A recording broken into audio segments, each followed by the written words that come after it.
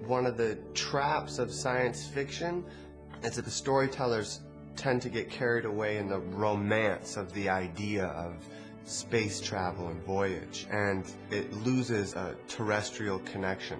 We didn't want it to look like Star Wars, like it's complete fantasy, you know. Mark was very keen that it should be rooted in a kind of realism. So this is the sort of kitchen. They have microwaves, they have sinks.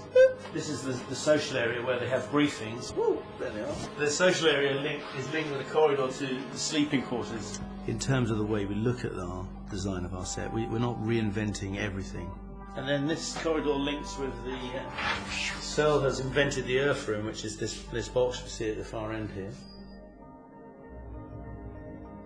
We're sort of imagining that a bit like now, there are still buses that were made in the 50s floating around. You know, there are still elements of a world that people would recognise. There's great attention to detail as well. Every time you walk around, you just look at anything, and it's stuff that the camera will never see, but for the actors it's wonderful because it creates this whole environment.